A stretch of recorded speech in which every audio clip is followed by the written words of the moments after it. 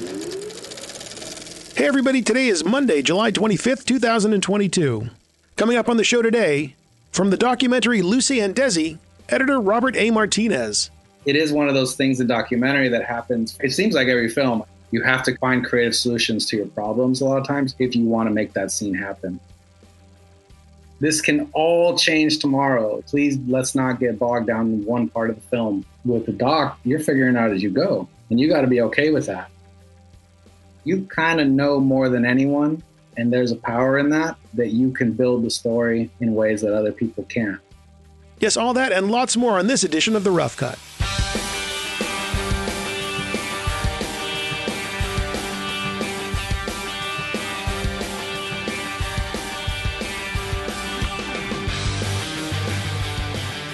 All right, you know what that music means?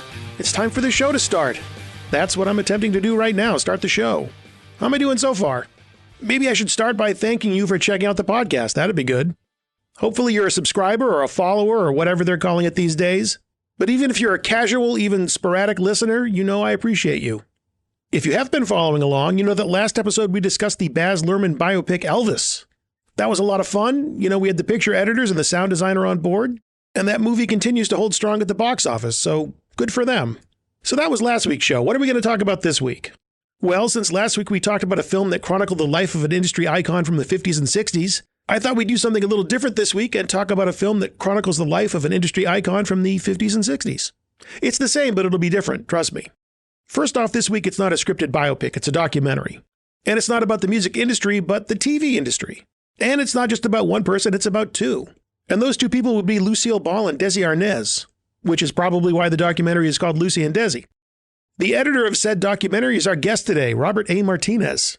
Robert has built quite a career working on documentary films like The Beatles, 8 Days a Week, The Apollo, Pavarotti, and 2020's Bee Gees' How Do You Mend a Broken Heart? That's a good question. Super talented writer, comedic actor, and director Amy Poehler is at the helm of Lucy and Desi, and Robert will tell us all about working with her, working with the incredible archival material that was available to him. He'll tell us all kinds of great things in just a minute. But first, a word or two about Rough Cut sponsor Extreme Music. I love Lucy? How about I love Extreme Music? And why not? They've been helping storytellers with the very best in production audio since 1997. Great music is everything to a film. Doesn't matter if it's a scripted film or a documentary like Lucy and Desi. They make it super easy to find great music for your next project by using things like their similarity search function, which is amazing technology that allows you to search their catalog based off a reference track you upload to them. They also added 2 refinement filters for this feature called Ignore Vocals and Prioritize BPM. These filters shape your results by trying to match the instrumentation and/or beats per minute of your reference track. And no matter how you find the tracks you're looking for, they were created by some of the biggest and best names working in music today. You just worry about being creative while Extreme Music takes care of the licensing, either right there on their website or with a little help from one of their reps at an office nearest to you. Like I always say, it's free to try, it's fun to do, and the very best way for you to get great music for your next project. So do yourself a favor and check out extrememusic.com. All right, on with the show. We've got someone new for us to meet here on The Rough Cut. From Amy Poehler's Lucy and Desi, here is editor Robert A. Martinez.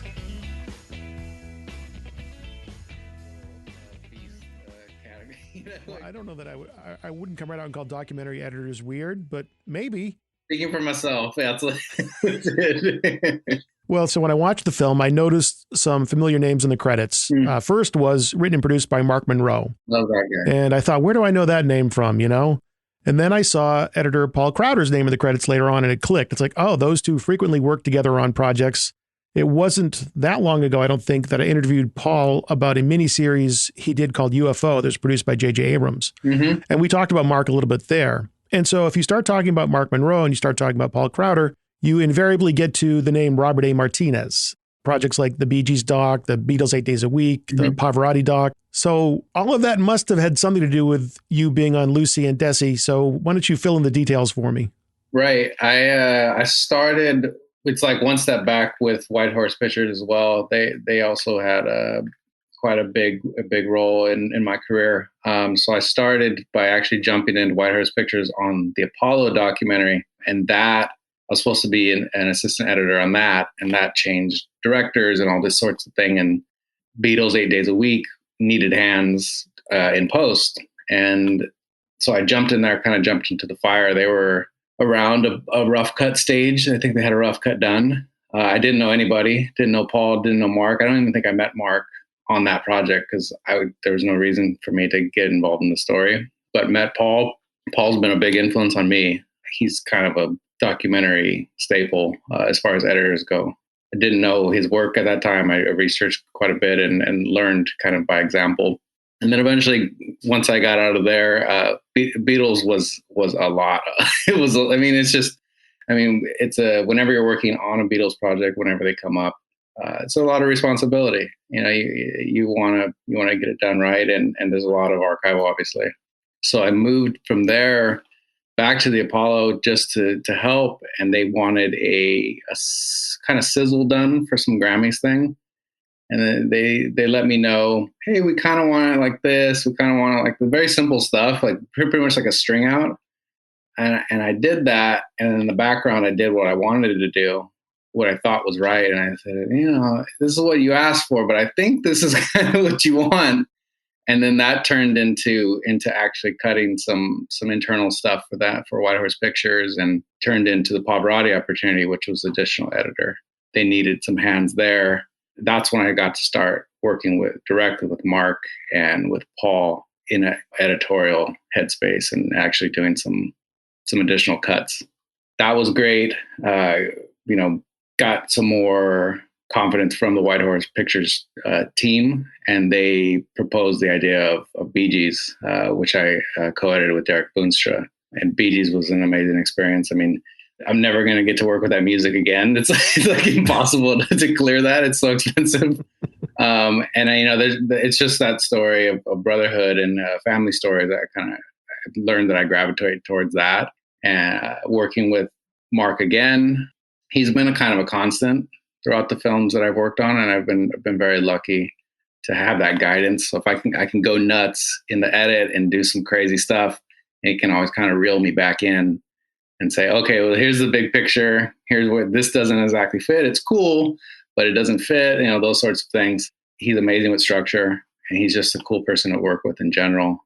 Success of Bee Gees turned into an opportunity with Lucy and Desi, which I at first was a little hesitant because I wanted to fill out the crew, and I didn't want to corner myself into a position of being the lone male editor talking about this female icon. I needed some backup there just in case any inherent blind spots or anything like that.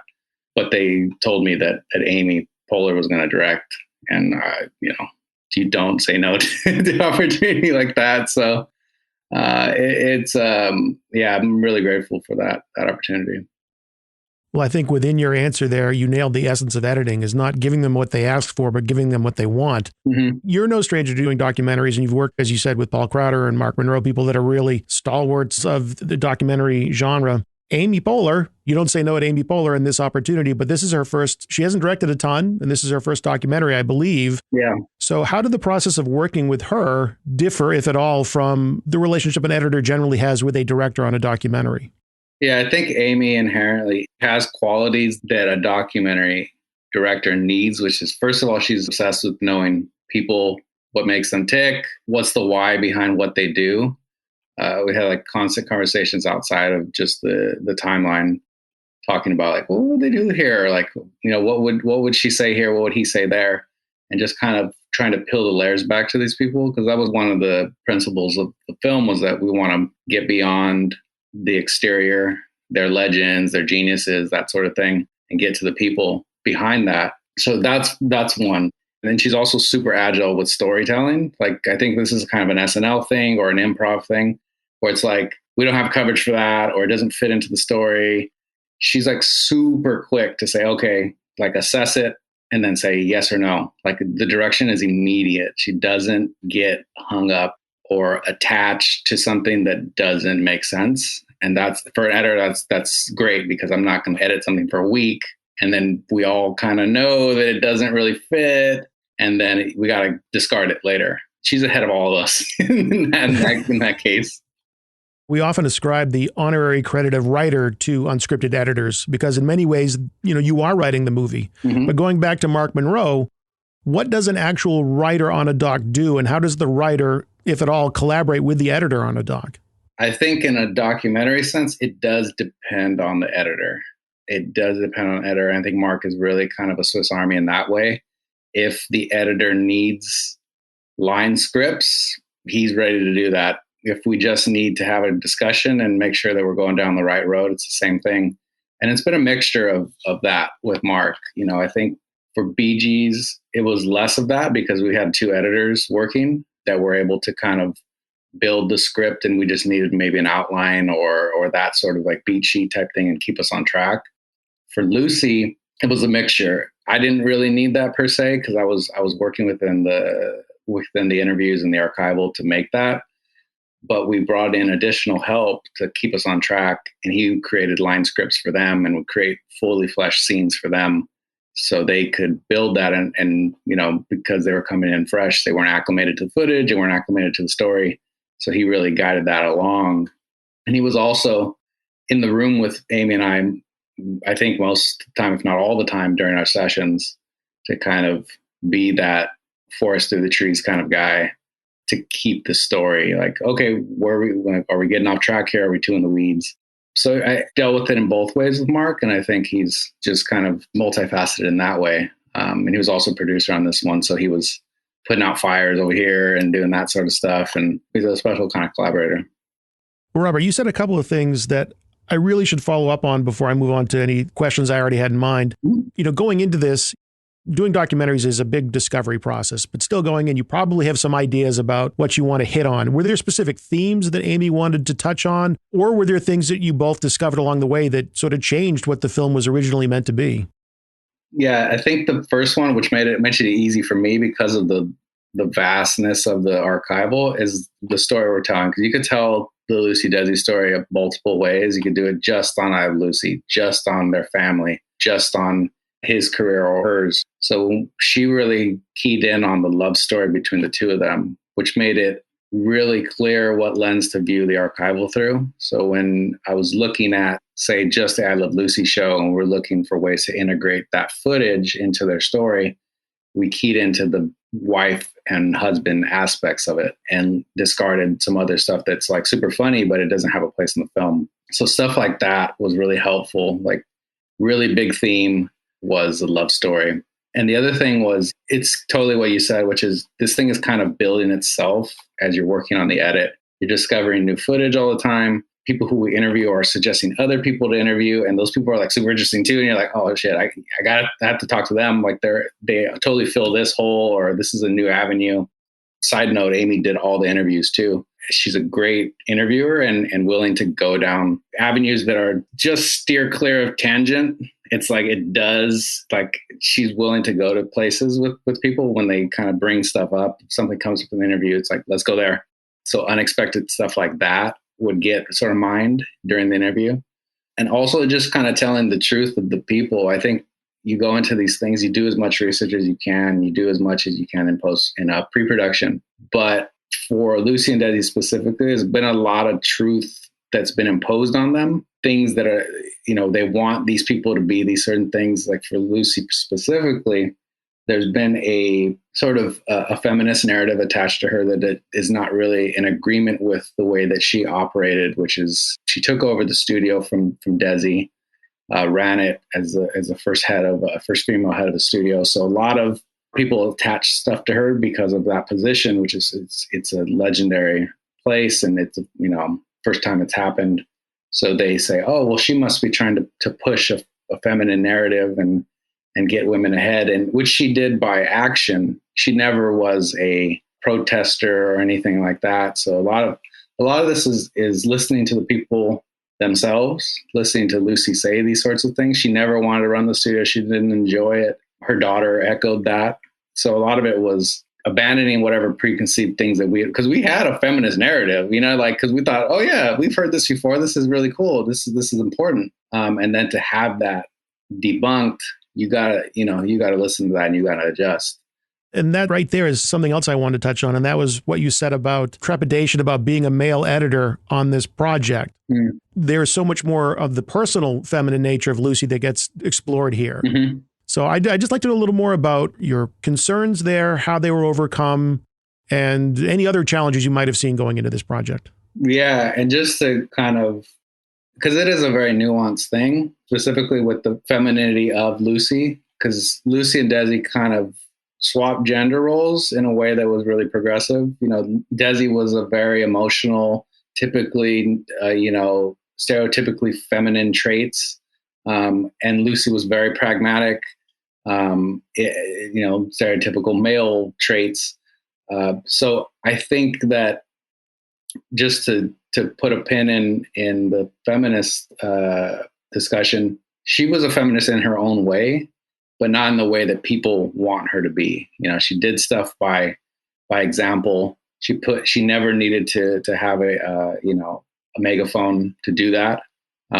So it's just that way. It's getting the nuances of these people. And, you know, if Amy wasn't attached and there was a male director, there'd be a lot of conversations with my wife. You know, I would have to because I mean, you don't know. You just have to ask. And I think that's it. Is that for men telling these stories, we got to be willing to just ask those questions and have a time to say, okay, I'm just listening here. I just need to hear what you have to say about it, because we don't know a lot of times. But I think for this, you know, if it was just about Lucy, then maybe it would have been smarter to get a female editor. But we had Desi as well, which Desi wasn't I don't think he was as big a part of the story in the very, very, very beginning stages before I jumped on. But I think they realized that this is a two-parter. I mean, these people, it's sort of like a band, you know, that you take one person out and the music's different. There was a musicality to the way that they work together. It's probably has a lot to do with the comedy that eventually they did in the show. There's a musicality and a rhythm to comedy as well. So having Desi there, I think I was able to lean into my heritage and just, you know, the rhythms of Latin people and some of those nuances. Because in the same way that women don't always get to tell their story, we as Latin people don't always get to tell our stories. That was a big thing for me as well. You open the documentary with sort of a pre-title intro, Lucy talking about people can't relate to Lucy and Desi the way they can relate to Lucy and Ricky. Mm-hmm. And ultimately what you come away with at the end is that Lucy and Ricky, the characters, can have a happy marriage, but it just wasn't in the cards for Lucy and Desi in the same way. Yeah, it was just that lens of how do we want the audience to view this thing going forward, and just setting up these two sort of personalities that everyone knows. And people like to impose the Lucy and Ricky narrative on them for 70 years, basically. And even when they broke up, they didn't accept it. Like the public was like, no, you guys aren't broken up. You guys, you know, they wouldn't accept the divorce. So just showing, I guess, juxtaposing those two sort of lives that they lived and the struggle and the tension between the two of them was really important for us to explain at the top that, you know, it's a love story, but there are different love stories. Love isn't, a binary thing. There is a lot of messiness to love. You know, there's a lot of unique aspects to a person's love, and what is the perfect balance of marriage and family and stuff like that. You know, I think they struggled to find it. You know, they found it in their own way. Eventually you see through their life after marriage, but I think it was important at the top to explain that this is their love story, for better or worse. Well, let's talk a little bit about the material you had to work with, because certainly with I Love Lucy alone, you have a wealth of material to draw from. Right from the beginning of the film, you talk about, I think Lucille Ball's daughter, Lucy, mentions they found these 20 tapes of Lucy and Desi. Nobody had ever heard these before. Yeah. They're basically the narrators for the film. It wasn't ever really explained, so I would like to know just what was the point of these tapes? What was their origin? And did you have access to all original 20 cassette or reel-to-reel tapes of Lucy and Desi? Yeah, that was a big discovery. Our producer, Jeannie Alfant-Festa, was at their estate in Palm Springs, and they were kind of rummaging through all this family archival, and there was like a firebox, like a tin firebox up on a shelf, and she just asked, "What is that? Like, why aren't we grabbing that?" And I said, "Oh, I guess those are some old tapes." And it's a thing, you know, it even happens with people as you know, iconic as Lucy and Desi. It's still family archive, right? So it's never as important to you as it is important to the world. You're just like, oh, that's just like some family tapes. The same way that I would be with my parents or something. So they brought him down, and they discovered that Lucy, for her recordings, it was for a woman's magazine. They were doing a bio piece on her that they were originally supposed to publish, but it got scrapped. And the writer for that said, well, we got all this stuff. Why don't we continue the dialogue, and let's write a memoir or a book or something like that. So they did that. The book, it didn't happen, but the tapes survived. And for Desi, he was supposed to be writing a second follow-up to his book, which was called A Book, his memoir. This was supposed to be I don't know what else they were going to get into, but that's on those tapes. His were in a little poorer shape of quality. We really, the sound engineers had to dig that stuff out. But these things weren't supposed to be for listening. These were just reference tapes for the writers to use for the eventual book. So that's kind of where that stuff came from. And I remember I got a call from Mark. I wasn't on the project yet. I was working on something else. And he called me, like, hey, we found these tapes. Like, this is special stuff. This is a good thing. Like, we're in good shape because, without those tapes, I don't think this film, you can't tell it from their point of view. And that's what's special about our film, is that we're really kind of the first doc that's been able to do this in their own words. Without that, it would have been, a modernization of whatever's been done before. That is really the first thing I would say to anybody that says, oh, well, Lucille Ball and Desi Arnaz, that ground's been covered. I mean, we know all we need to know about them. No, there's all kinds of great stuff that I've never heard before and never knew about them, and was just fascinated by it. In addition to those audio tapes, again, you have the show, and just so many classic moments that people do know. When you're dealing with source material that people are very familiar with, do you try and find stuff like, well, let's use stuff that maybe isn't as celebrated? Or do you go in saying, no, I absolutely want to use the chocolate conveyor belt, or I want to use the grape stomping, all the seminal Lucy clips? Yeah, there's a couple different ways we approached it, because we couldn't wait till this is a chronological ordered film. We couldn't wait till the second act to show I Love Lucy. You got to give the audience, they're all waiting for some of that stuff. So you got to figure a way to get to it earlier. Otherwise, they'd be like, what the hell? Do they not have this stuff? Like, what's going on here? So we had to figure out ways to weave it into their story before I Love Lucy. We did that with Lucy first by showing a clip where she's in Hollywood with Ricky, and she kind of gets this Hollywood persona, big movie star persona, in the same time in the film that she, as a teenager, travels to LA. So finding ways to fit it into their narrative was one. The other way is tonally. If we're talking about a happy moment or a sad moment or something like that, we could deal with it in montage fashion and tie it into their feelings in a particular moment, or their feelings about a particular theme or something like that. For Lucy, we did quite a big montage of clips while she's talking about her craft, her craft of being a comedic actor, the work that goes into that, the joy that comes out of it, and really kind of tee it up to explain what it took to get there. The grape stopping just doesn't happen by accident. Like, it's a lot of work that goes into that. These things just don't pop up. And it's breaking down that genius facade of, like, she just got it. Like, this is it. Like, she's the one. Like, no, it's like, this took like years of work, and this comedy in general is a lot of rehearsing and honing your craft and stuff like that. It isn't always inherent. And I think Lucy in those tapes spoke to it pretty clearly, that she didn't find herself funny naturally. Like, she didn't think she was a funny person. But it's kind of, if you just say that to someone, they kind of push against, like, what are you talking about? She's like the funniest woman alive. But you show the work that she went into and the seriousness that she applied to it, it makes sense.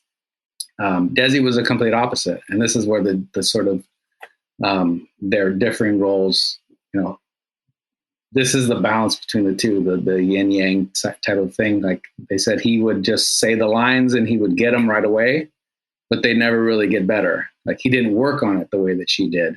It was great the first time for what it was, and it never improved. Whereas Lucy would come in and she would be kind of figuring her way out, navigating through what to do. And then by the time they get to call time, it was a completely different act. So showing some of that progression was done through the show tapings. And we're lucky. I mean, we had something that a lot of, maybe any show, no show had during that time, which was Desi pushed for the filming of the show. So that stuff is pristine. When it comes to restoration, it wasn't for the show.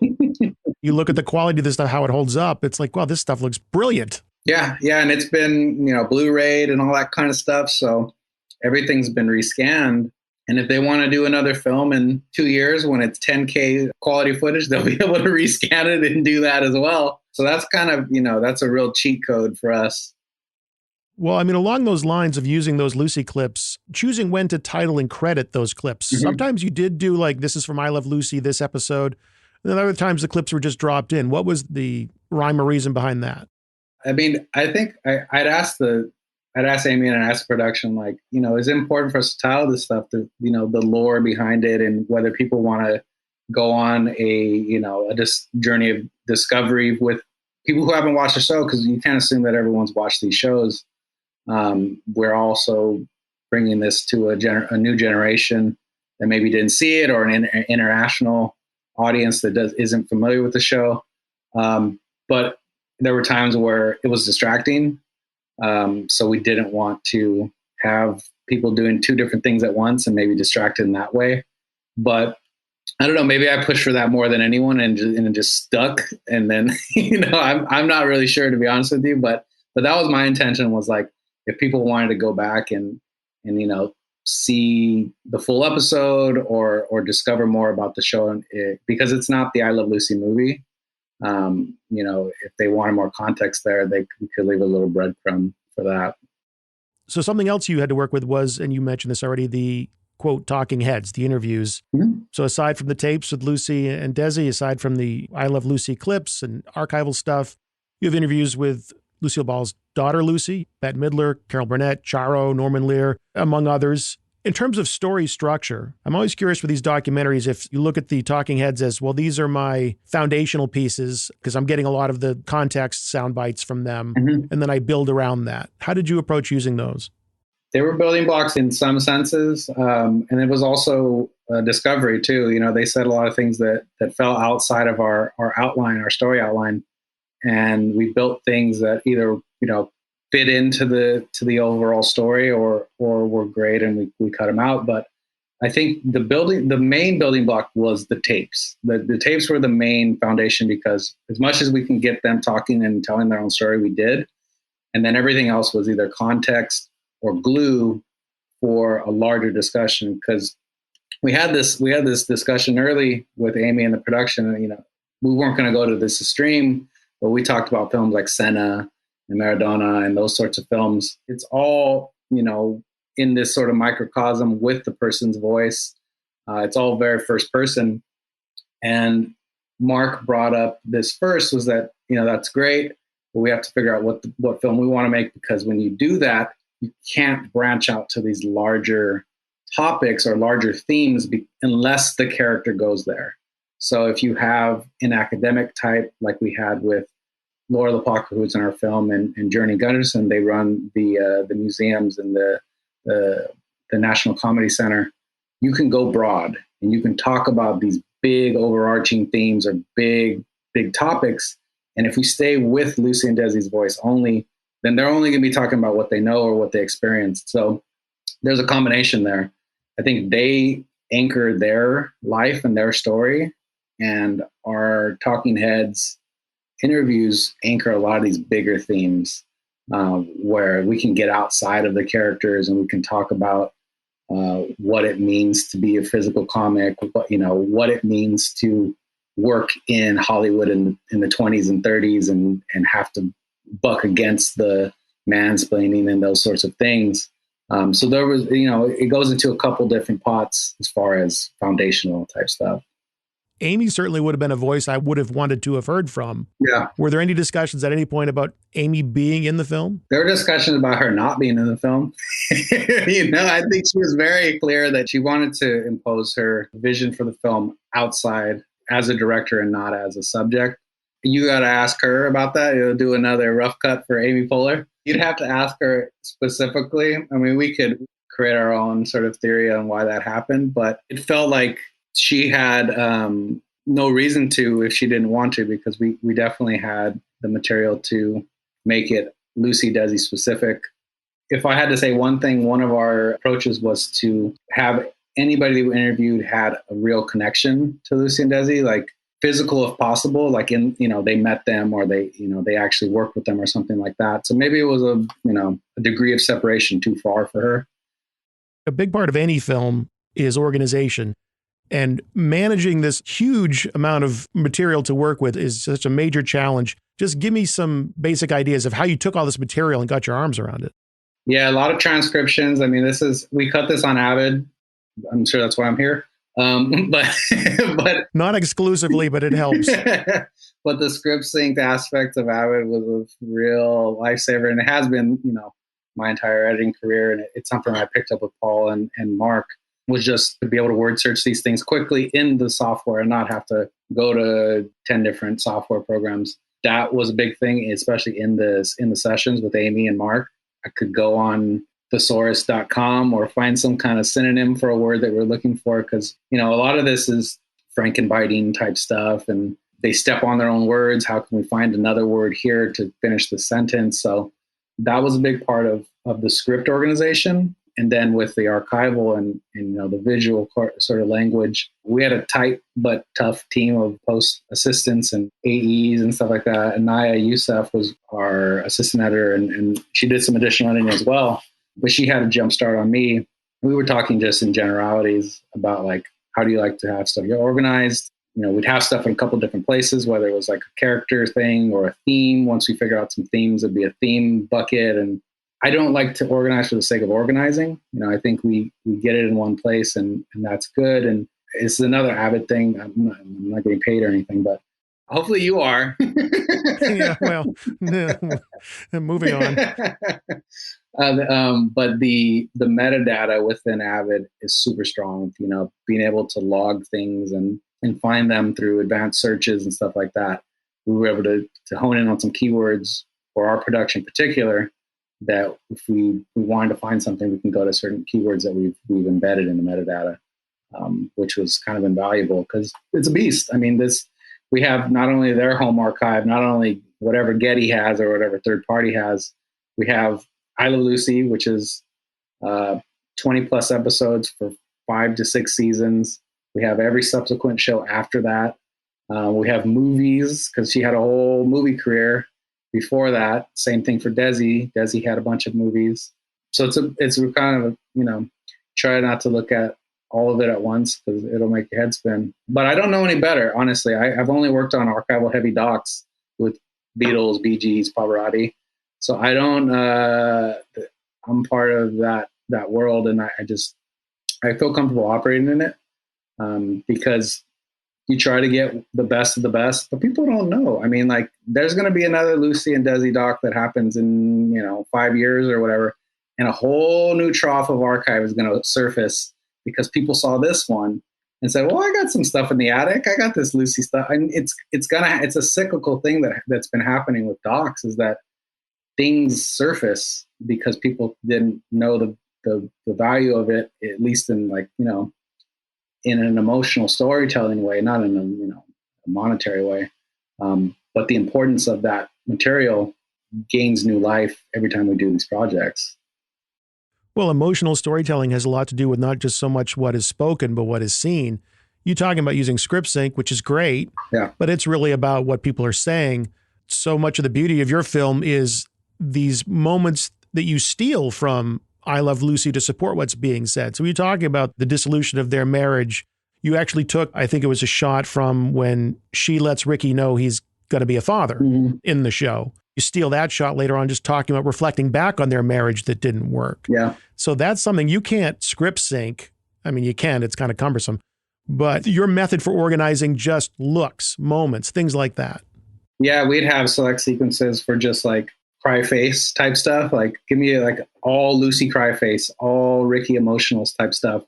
And yeah, I mean, I think the show was it was semi-autobiographical in a way. They stole a lot. The writers probably had a lot of fun stealing from their real life, because you'll see like little Easter eggs throughout the show if you're into that sort of lore with the show, which there's a huge community that we reference. There's a bunch of blogs that we reference for I Love Lucy, because there's a lot of fans that really go into theory and all this sort of stuff, and it's there. It's not made up. It's not theory at a certain point where they're referencing Jamestown in the script. They're writing in her. I think there was one of the episodes where Orson Welles is on. She talks about being in a Shakespeare play at Jamestown High School. There's a lot of stuff that's in there that kind of blurs the line, and that was part of the fun. Was like, we're kind of going over the sides of the fence. When are we Lucy and Ricky? When are we Lucy and Desi? And you kind of blur the lines sometimes, and it becomes unclear. And that's what they lived. You can kind of lose yourself in that, or want that life. So it was fun to be able to reference the show and tie it into the narrative. When you find that there's a piece that's missing that you need, you just mentioned Jamestown where she grew up. That's something where you have new footage. There's drone footage of this creek. It could be in Jamestown. Maybe it's not. I don't know. But you have new footage that is shot. Mm-hmm. Is that something you go through and identify? Is it Amy? Do you work together? How do you know, like, we need to go out and shoot new material here because there are just a few certain pieces of connective tissue that are missing? If we had sort of planned for it, then we can go and shoot it. That stuff is stock footage. And it says Jamestown, so if it's not, you can go yell at Shutterstock and tell them it might be Jamestown and Jason. Who knows? But I definitely don't want, there. And Amy's an East Coaster, so she was like, "Is this Big Bear? Like, what's going on here?" Like, she would try to call us out because there was one shot, and it is Jamestown, but it didn't look Jamestowny, and she was like, "Let's get that out of there. It don't look like Jamestown." But we do try to. It is one of those things in documentary that happens for it seems like every film. I don't know one that's gotten, batted 1,000 on this, which is that you have to find creative solutions to your problems a lot of times if you want to make that scene happen. And I'm not saying that this is an example of that, but a lot of times you end up creating something that you would have never created if you would have just had some archival there or something that's super literal. You end up creating a new thing that's actually more exciting than what you would have if you had the proper coverage there. Again, I'm not saying that's the Shutterstock drone shots are that, but it's in the same sort of vein that you have to figure a way around not being there or not someone not being there to capture it for you. For this archival specific type stuff, we did shoot at the hometown and get some stuff at the house and stuff like that. But it wasn't in our plans to go to the Jamestown Creek and do some drone or anything like that. That wasn't part of the production plan or on the call sheet at that time. So we sourced some stock footage there. Well, as so often is the case on documentaries, the editor has to wear multiple hats. You did as well here. One was music supervisor. Most of the music that's in there is big band, Latin music, where you're talking about Desi's upbringing and his early career. But then I think you have one needle drop. I could have missed one, but in covering their divorce, use the Brenda Lee, Break It To Me Gently, mm-hmm. which really jumps out at you because it's the first time that you have a needle drop that has a vocal. Mm-hmm. And again, if I missed one, I'm sorry, but I just want to point out that moment really stood out. Yeah. And I'd like to hear about your approach to that as well as just the music in general. Yeah, the only other one that we had was we had a Saya Cruz track for Desi's upbringing and just getting into Cuba. That was the only other one. Other than that, it was all, like you said, instrumental, or we had a bunch of other, they got ripped out and they couldn't afford them. But the Brenda Lee one, I mean, I think my approach for the music was to try and make it as timeless as the show, something that felt of its time, but also modern in a way, something that didn't feel too sleepy or too dated or anything like that. And I think Brenda Lee, for me, always stood out in that era. She kind of wailed when other female artists maybe didn't. Patsy Klein also did that, but if we're really getting in the weeds, Patsy Klein's recordings, they're always super screechy. I don't know what their people were doing over there. But Brenda Lee and she's been sampled, in rap music and R&B music as well. Like, her stuff has survived. I think Kanye sampled her a while back. So there is like a timeless quality to her music, in my opinion. I had originally pulled a different clip, but it got used in Loki. So I was like, oh, I can't use that, man. Everyone's going to be thinking Loki. Was it used in the credits for Loki? Yeah, it was.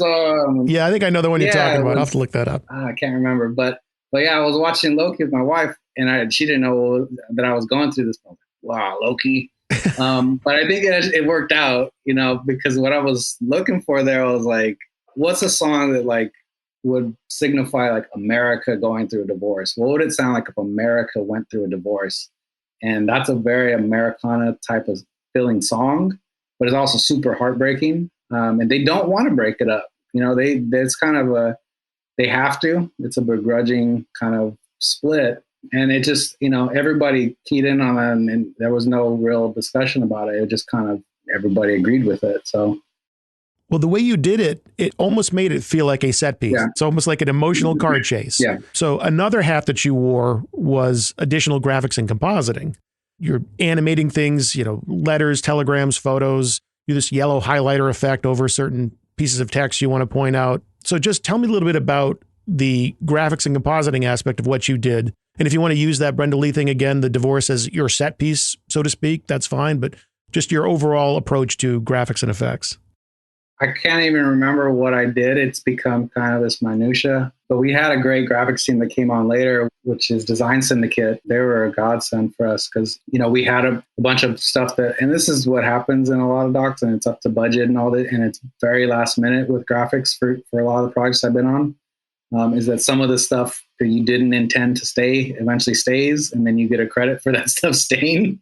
But it was really, I think the approach was to elevate the archival. It wasn't to create something really to overshadow it or overstep it. It was really just like highlighting that archival that we got to use and enhancing it. So a lot of, era appropriate stuff with either film burns or something in the earlier stuff, a lot of dimensions, whether it's blurring or creating a depth to the archival that we had. I think that was the approach, and they did the title sequence and everything like that. I think most of the stuff I did was either creating depth or sort of atmospheric type stuff. But it was something that was needed in the cut to be able to show, okay, here's kind of what we can do, but they're going to do it better over at Design Syndicate. And it's what happens with music sometimes too, or it's like we're going to bring in a composer and do everything, and maybe one cue stays from something that's like kind of like that.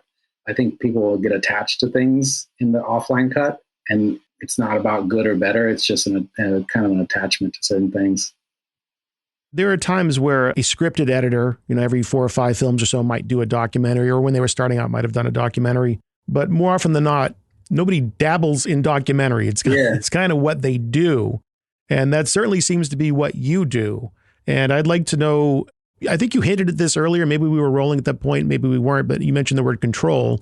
But what is it that attracts you to the documentary genre? It is that. And I'll ask you real quick, since you had this, because I didn't know this. Is there any narrative and doc, like people that go back and forth between genres? Do you have any you've talked to?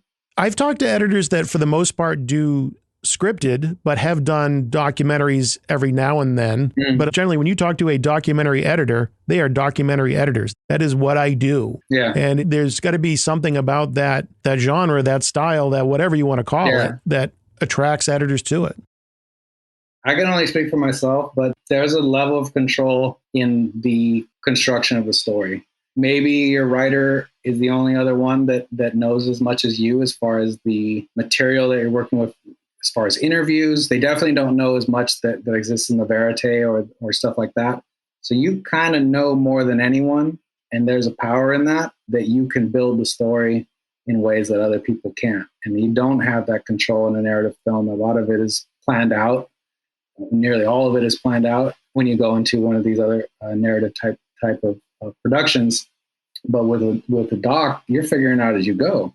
And you got to be okay with that. And you got to be okay with not knowing what's going to happen in a week or something new coming up, and finding the value in that and not seeing it as just a detraction from what you were already doing. You got to be okay with a little bit of chaos and see that there's a good quality in that, because you're not set in stone on anything. This is all, and that's the thing, like when you're working with people that aren't familiar with that, you got to try to get through and say, none of this is permanent. This can all change tomorrow. You got to be, so please let's not get bogged down in one part of the film, because it will change, especially with, say the beginning of a film, the open of a film. That's like the last thing you lock up is the open of a film, because you need to know everything that came after it is going to dictate what the beginning is. The end is a little different. The end is kind of the summation of everything you've done. You're tying up loose ends, or you're trying to leave them with a question. That's a cool thing if you can do it. But I think for me, I didn't know that I was really into building a story before. I kind of came into docs. It was just the opportunities through internships and stuff like that naturally steered me to documentary. It wasn't me imposing that upon my career path. And I came in at a time the docs weren't like the belle of the ball exactly. It wasn't what it is now, where like my mom's watching them. Back then, docs were this like super heady, and I'm sure there was all kinds of cool stuff too. But that was the perception, was like, this is adult education. You're on PBS, yeah, which has its own merit, but now it's their entertainment, and that's kind of how I approach it. I've taken the historic aspects and getting it right very seriously, but I want to be able to have people be entertained by these things. I think starting the music documentaries geared me towards that. Those things move, and they got to have a certain pace and a certain rhythm. It's like, let's not stay here. Let's keep moving. Let's go. So bringing that to stories like, biopics like Lucy and Desi, I think makes it digestible for people and approachable, that they're not going to have to sit down and listen to someone explain it to them. It's going to be more experiential. So it takes a lot of people to do that. But I think I'm always kind of shooting for that entertainment and having hands in the story. That's a big one for me.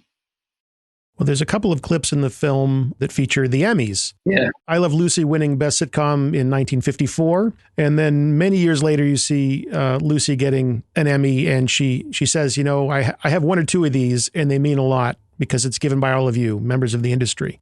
I Love Lucy wins in 1954. Nearly 70 years later, you're up for an Emmy for your work on this film. What does it mean to a documentary editor to be nominated for an Emmy? What do you think it can do for your career? What do you hope it can do for your career? I'm a very introverted person. I'm not in the community that way. I think it would be cool for me. It's just cool for me to meet other editors, because I don't do that by myself. I'm not going to meetings, or I'm not part of any committees. I do things through the work in that way. I meet people through the work. And I think if through the work means these nominations and I get to meet other people, that's a cool aspect for me. I can meet other people who have all kinds of points of views. We can talk shop and maybe go beyond that and create friendships there. So I think it brings me into the community a little bit. I don't know how they vote for these things. I voted for everybody that I liked, because I thought, I could live with that person making it and not me. But now that I have a vote and we're down to the last one, I'm only voting for myself. I'm sorry. But in the nominations, I voted for everybody. I think that's what Lucy and Desi would have done too. Were they still voting? Before I let you go, one thing that stood out to me was something that Desi said in the film, that his last job before being in the entertainment industry was cleaning canary cages. So I just love to know, before you got into the entertainment industry, what was your last job? Oh, I'm not far. I was a janitor. I was a janitor at Albertsons grocery store distribution center, which is like, it was a union job. So like, if I had a family that I needed to support, and like I would be in for 20 something years, I'd be set. But there was a lot of older guys there who were like, if you want to do something, you might want to do it here. And my wife was at Cal State Fullerton at the time, she was double majoring in film and poli-sci. And I would help on her sets, and I'm like, I can do this. This is pretty good. I was looking for a creative outlet, and I just planned a time when I was going to no call, no show and quit. And I took a trip to Hawaii to reset. And then I applied to Cal State Northridge. I don't know why they accepted me. I had like a 2.7 GPA at the time, but I got in, and at that time I was close to 30 years old. So I was, I wasn't going to parties. I was ready to work, and I got my first assistant editing job on a documentary in my senior year. And I was working and going to school, and I was ready. Well, Robert, being an editor is not so different from being a janitor. You're still cleaning up after everyone else. You bring everything with you. You might not bring your broom pushing skills, but people skills are like, how would a janitor relate to this? What would that person want to see in this? You bring everything with you, even in your subconscious. Well, you brought everything with you to Lucy and Desi, man. Great job. Thank you, Matt. Appreciate it, man. Yes, editors do it all.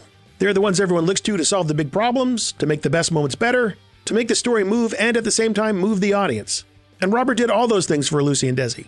And we wish him lots of luck at the Emmys. And of course, thanks to him for talking with us today. I learned a lot, and I hope you did too.